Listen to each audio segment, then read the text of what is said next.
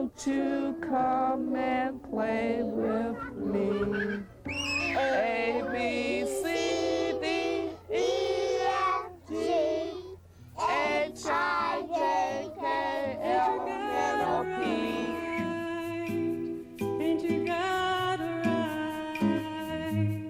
Ain't you got a right to the tree of life? My life will be sweeter, so sweet someday. We don't want to play with you. You look different. How many times have you seen this happen in your classroom? How did you deal with it? And what will you do the next time it happens? As children, one of the most important things we learn in preschool is how to relate to others. The attitudes we develop as early as 2 years of age often influence us all of our lives.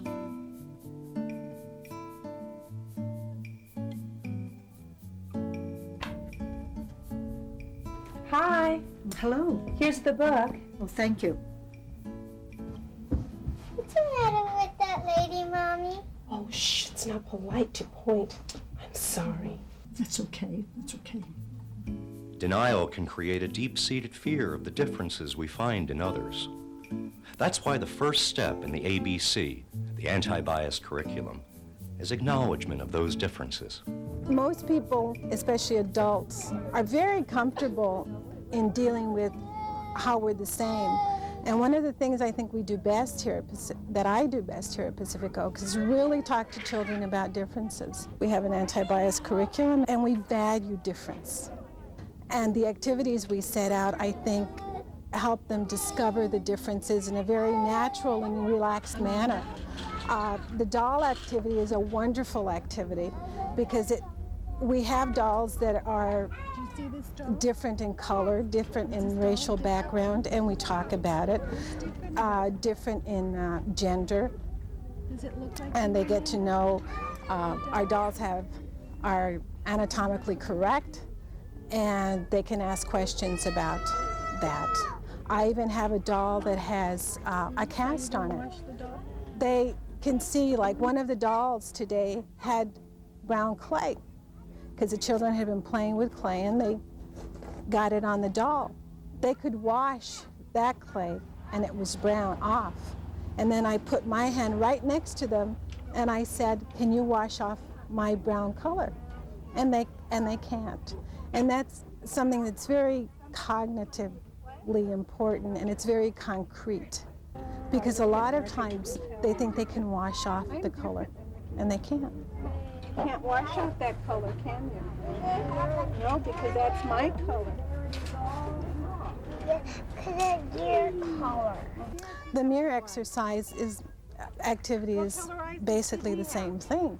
We're looking at each other, and they really have to pay attention and look at detail. And I ask them about their color, and I ask them about their hair color and the texture and the color of their eyes. And then we do a lot of comparing.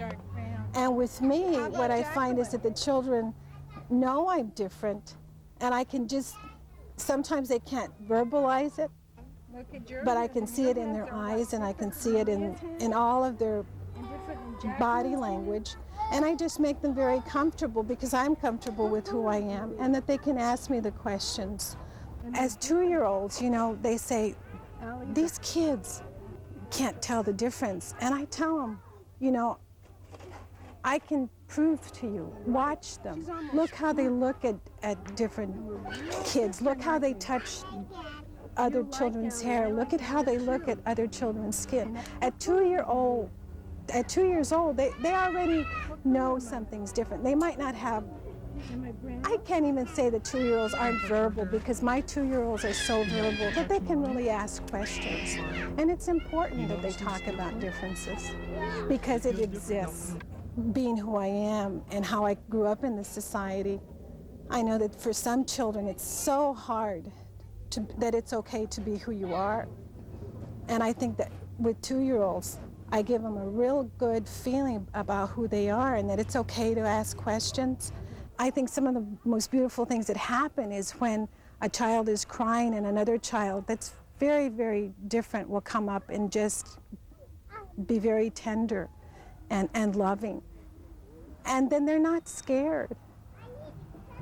And I think that's what we have to teach kids, not to be scared. Of course, this doesn't happen overnight. Learning about physical differences and similarities continues through early childhood. By 4 and 5 years of age, children become interested in various forms of cultural diversity, such as gender roles. We talk about people that live in the house, people that live in family. What are things that people in the family do? Who are the nurturers? Who are the caretakers? Do you have to be a specific gender in order to do a specific task? Talking about responsibility for ourselves, responsibility for others, and seeing that as being part of a family role for all of us to pitch in and do whatever has to be done, and that you don't have to be a girl to change a diaper, or you don't have to be a boy to empty a trash can. I can remember back when I was in school and even as far back as kindergarten, and never feeling that there was anything that was a part of me in the classroom. And all of the books that I looked at, all of the stories that teachers read, all of the things in the classroom, never had any people that looked like me. And I used to wonder about that and started feeling that there was something wrong with me, that I was the wrong color because I wasn't a part of these books. And so I think it's real important for children to be able to relate to themselves in the classroom, for the classroom to reflect families, to reflect diversity, real life experiences, and so that they can feel valued. Anti-bias approach is very hard at first. It's probably because we're not used to talking about issues with children, that we're not used to being honest with children. We're not used to letting children know that it's okay to talk about people that are different from them, or to explain why a person can't do a particular thing or why something is different. And you have to really start with yourself. Has anyone ever made a family tree before? I don't even know what a family tree is. You don't even know what a family tree is. We're going to talk about that. It's really difficult when there's so much around that's counteracting what it is that you're trying to teach and share with children. But they do pay attention, they do listen, they do bring up questions about things that are inconsistent with what we've been teaching. It's not always an immediate reward, and the next day you come in and you have an anti-racist, anti-sexist classroom, but it's a starting point, and if they're asking questions, for me, that's growth happening. What's special about this family? Ain't you got a right? Ain't you got a right to the tree of life? As teachers, we're quick to respond to physical aggression, but verbal abuse we sometimes let slide. Words do hurt, and sometimes they leave deep scars.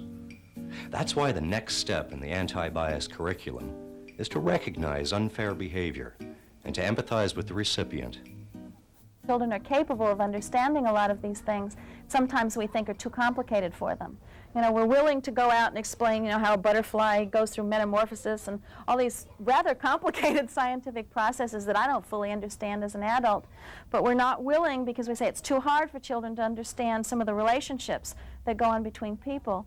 And to me, it's exactly the same thing, and it's sort of validation, you know, for the point that if we begin to do that with children, they will understand, they can understand, because it's relevant to what's going on in their own lives.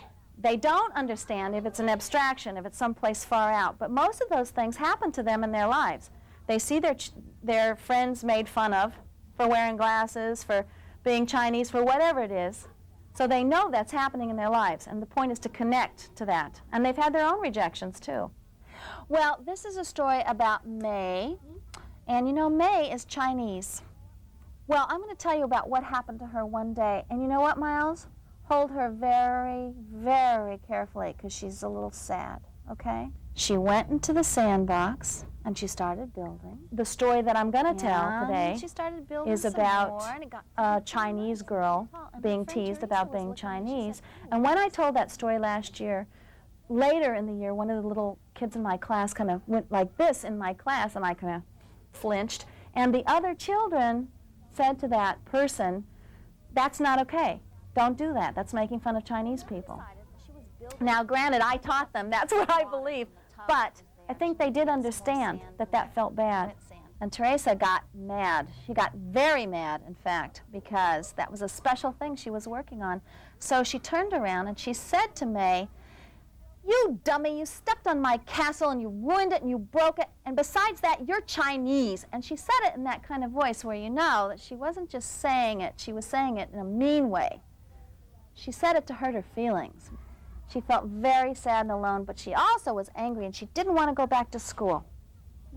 Now, you know what? I'm not going to finish the story because instead of finishing the story, let's talk about what she might do. What could she do? The problem solving at the end of the story is important because I want them to think about if they were ever in a position to be teased for who they were, which I'm sure at some point in their life they will be, or if they're ever in a position to see a friend or even a stranger being teased, that they'll understand what's going on, that they can connect right away that their feelings to that, and that they also maybe then have talked about a number of different strategies for dealing with it. One thing is to go away and leave. One thing is to go take it up directly. One thing is to tell a teacher. There are a lot of different choices, some of which may work and some of which may not work. The point is not to talk about what necessarily works, but to know that there are many choices and that they can go through that process and they can do something. They don't have to just take it. When I use the dolls, I want them to connect to the children that are in the classroom. So I want them to be reflective of the different kinds of children that are here. I want girls and boys. I want the different ethnic groups that are reflected in the classroom so that they can identify with those dolls. And I want to have different family groupings that are reflective of the children's families that are in the group. I also want to do one other thing, which is that there may be some big gaps in who's in the classroom. There may not be any Hispanic children. Oftentimes, the argument has been that you can't talk about black children because there aren't black children present. You can't talk about Jewish children, there aren't Jewish children present. You can't talk about deaf children or children in wheelchairs because they're not here. And little children learn because, you know, things are present in their environment. And that's a catch-22 because what it means is you don't ever talk about it and you don't let them be there. And that's been an excuse for many, many, many years. And I say that this is a fabulous way. If you can't overcome the actual segregation that's going on, you can overcome it by using other ways. And as teachers, I think we have to creatively think of those ways to overcome that segregation. And we can bring dolls in and say, you don't know about a person's life because that's not in your experience right now. But this person exists in the world, and this doll is just like that person. And we can begin to tell that story through the doll. And we know that stories are very powerful for children, extremely powerful. They won't remember a thing I say for a whole day, and the next day they will come back and start talking about the story. They don't remember anything else. But the story they will remember. So I think it's a very important tool for teachers who are in those segregated environments to use.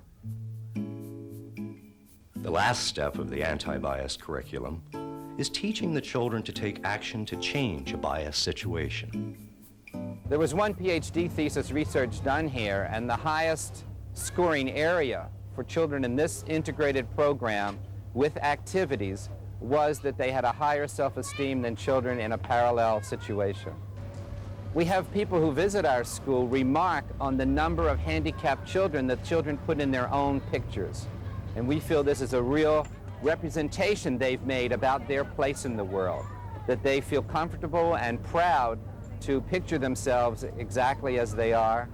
Well, we have children who leave our program who, because of their increased communication and knowledge of their social environment, who have gone on to gifted programs within the school district. My classroom is right next to us, and one of the parents of my children is wheelchair bound and drives a van that has a large side opening and a lift to bring down the wheelchair, and then he drives his wheelchair up to the steering column. The problem was that Marcia's father could not easily come over to school and visit. And we talked about that problem, and I pointed out blue parking places that they had seen in our community walks, and then brought the idea of why not make one here. We talked about all the things you needed for a handicapped parking place. First, it had to be extra wide, so we had to paint over some narrow white stripes. We needed to find out about a sign, and we went to a store and bought the sign. And you needed blue stripes on the ground, so we mixed some blue paint and drew the framework of the lines, and then we were today filling it in and putting a big blue H at the foot of the parking place. We also prepared the children to ticket cars that illegally parked there, or as we say in preschool, unfairly parked there, so that they could follow up the activity and remind people who shouldn't be there. Before. Joan, what would you write on a ticket to tell people to move their car? I tell you.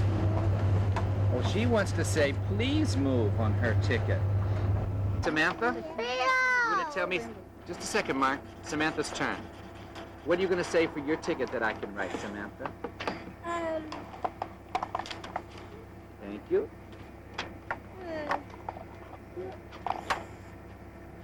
The what? Move on back. And why are we going to tell them to move on back? For the handicapped person. So what should I say exactly? Tell me what to write. Move on back because... Handicapped person. Because this is handicapped parking. Antonio, what would you put on a blue ticket to tell people to move? A ticket. Okay, here's the word ticket. What other words would you put on here? Move on back. Move on back. That's a good word. Move on back, Antonio says. Okay, do you want to tell me another one, Antonio? What do you want to say to...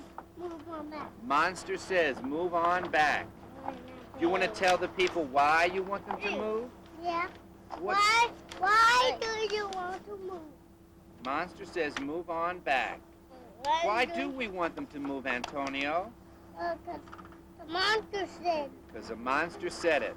So the handicapped people can park there. Okay, you can draw that on your ticket right here. Some staff did not like having to move to a different parking place, and they read these little notes that the children had written as reminders and giving the reasons for why we needed it. They now know that they can do things and change things, and that's the important aspect of this activity. These children have learned now that they can make unfair things fair by taking action, making a plan, and completing the activity. Now, how do you think you would deal with this situation? We don't want to play with you. You look different. The anti-bias curriculum developed at Pacific Oaks Children's School is a dynamic program which allows for exploration and growth for teachers as well as students.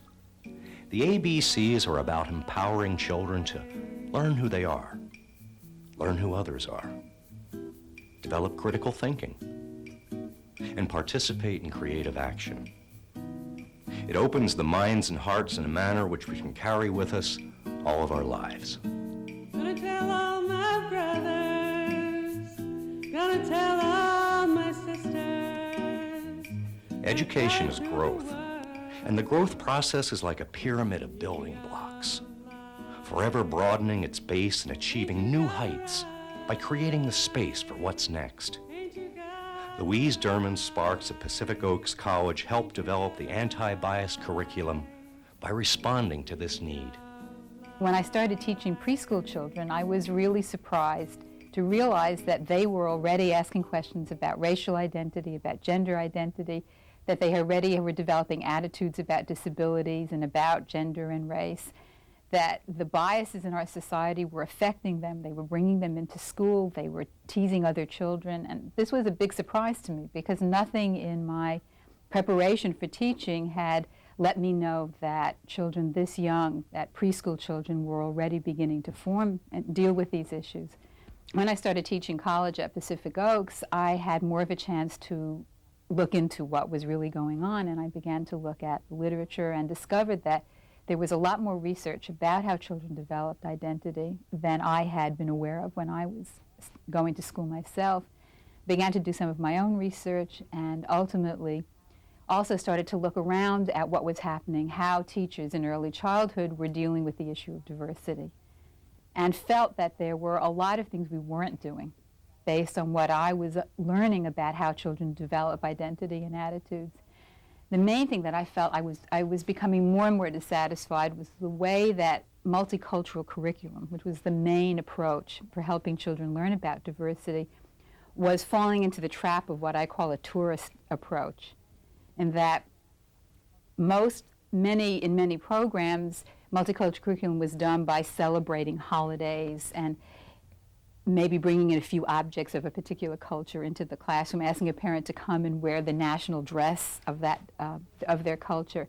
But what I saw was happening, it was like a tourist going to a country for a few days and kind of going and seeing the celebrations and maybe looking at a couple of the dances and then going on to another country and then ultimately going home. And it was kind of like visiting a culture for a day or two and not integrating it into the daily life of the classroom.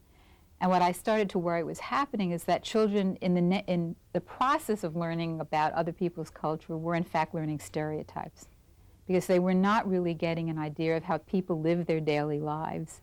They were not having different ways of being integrated into the classroom.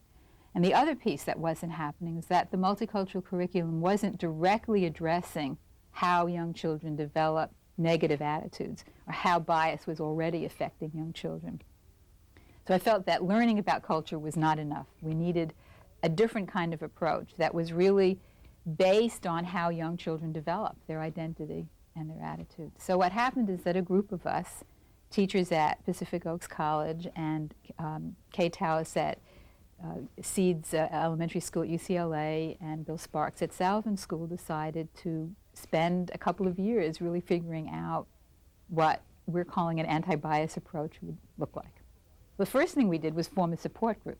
We got together and we agreed that we would take a year to really seriously focus on the issue of anti-bias curriculum and to help each other learn how to do it. So we would meet together regularly, we would try out activities in the classroom, come back and really figure out what was going on. So the first step is really to form a support group. The second step was that we realized we needed to learn some things. First thing we needed to learn was much more about how children develop identity and attitudes. We did this in several ways. We read, we started to listen to the comments and questions that children made in the areas of gender and race, ethnicity, and disabilities, and we collected them and brought them back. We asked parents about what kinds of questions and comments they had heard their children make, so that we really opened our ears and our eyes to what children were thinking about in these areas. The other thing we had to do was to look at our own attitudes, how we felt about these areas of identity, and what attitudes of ours was interfering with us being able to address anti-bias issues with children. And that was the hard part. Learning about kids was interesting and fun. Looking at our own attitudes was really hard. It was painful. We cried sometimes. You have to really start with yourself and see what your own values are, where your own level of comfort is. How comfortable do you feel talking about things? Are you willing to bring things up that don't come up? Are you willing to challenge the social prevailing attitudes that are really hindering our children from having their greater potential? And so anti-bias approach really starts with you as a teacher, and until you feel comfortable in that and in sharing with children, being honest with children, it'll be real hard to get children to be honest with others. As we freed ourselves to look at our attitudes, to look at some of our own biases and discomforts, we were able to be much more creative about what to do with children. That the methods that we started to use are really based on good early childhood practice. What freed us to use those methods to address issues of gender and race and ethnicity and disability was our examining and freeing of our own attitudes. So the third step was evaluating our environment. and looking at our books, at all our materials, at all of the posters on the wall, at what we had in the dramatic play area, what we had in the manipulative area, from the point of view of a couple of issues. One, whether we had any stereotypic material. We discovered that we did. The second was to make sure that we really had true diversity and not just tokenism. I want to use the pictures, and I specifically want to use pictures that aren't real, that are from cards and stereotypes, images that people have of Native Americans, and also really use some real pictures of Native Americans so that children can pick up on the details and the differences in those two pictures. And they can learn to discriminate between what is actually real in the world and what are the images that we're given in the world. And if we show those pictures side by side, I think it's real interesting to see that children do pick up on how they're different. You know, they pick up on how Let's put some hands up and take Native Americans in the real pictures don't all wear feathers, that the Navajo women in the pictures, none of them had feathers on. They pick up on animals being dressed up like Indians or Native Americans, and how real Native Americans don't do that. And they also pick up on how animals don't do those things. Okay, Keisha, you go ahead. I think because not all Indians have feathers going up like this. Uh-huh. What do you think, Miles? They're teasing Indians. Think so? Okay. I want to show you some different kind of pictures. Try this one. Dog or Do something. you have any idea where these people might live? India. In India? Yeah. What do you think, Denise? Native American. They're Native Americans. That's true. What made you think that? Then the fourth step, after we informed ourselves and evaluated the environment, was to really start acting, to put our ideas into practice. And our approach was we didn't want to add new activities to the curriculum. What we wanted to do was to take the anti-bias approach and integrate it into everything that we did, to integrate it into all the areas of the curriculum that already existed for the 2-year-olds, for the 3-year-olds, 4-year-olds, 5-year-olds. We found at the beginning that we did a lot of very careful planning, but that once we started activities, other issues emerged from the children's responses, so that you have a kind of emergent quality to this approach once you start initiating specific activities. But what I think we realize is that you can make mistakes, and then you can go back into the classroom and change it. And you can say to the kids, I made a mistake, and we need to do some more work on this issue. And that's a very important part of figuring out how to do an anti-bias curriculum. The last step is to begin to develop a plan to involve parents, to inform parents about what we're doing, to begin to do some parent education about why an anti-bias approach is very important, then to involve them in figuring out how to make it work, to involve them in the classroom, to involve them in their understanding of how they can make an anti-bias approach in their own child rearing possible.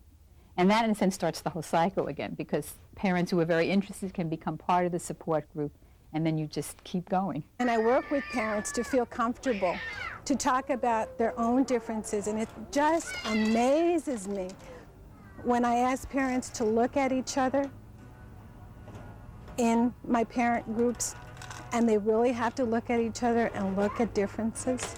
And for some of them, it's really the first experience that they have had. Sometimes parents do disagree with what we're doing, and what we have found is critical in this process is to really engage in a very thoughtful dialogue with parents.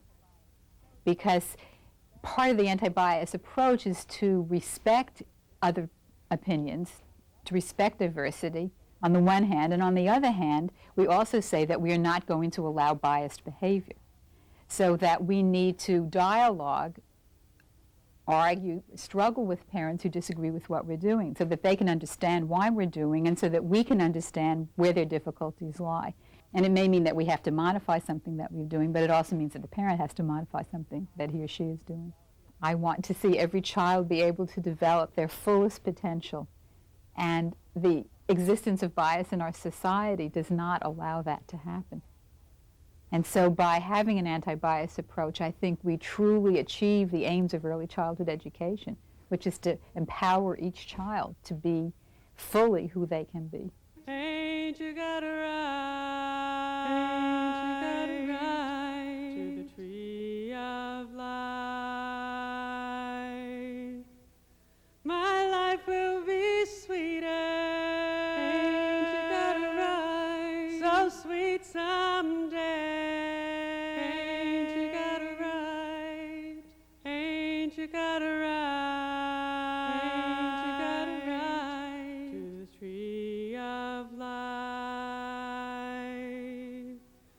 Gonna tell all my brothers, ain't you got a right? Gonna tell all my sisters, ain't you got a right? Ain't you got a right? Ain't you got a right to the tree of life? Ain't you got a right? Ain't you got a right? Ain't you got a right? Ain't you got a right? Ain't you got a right to the tree of life?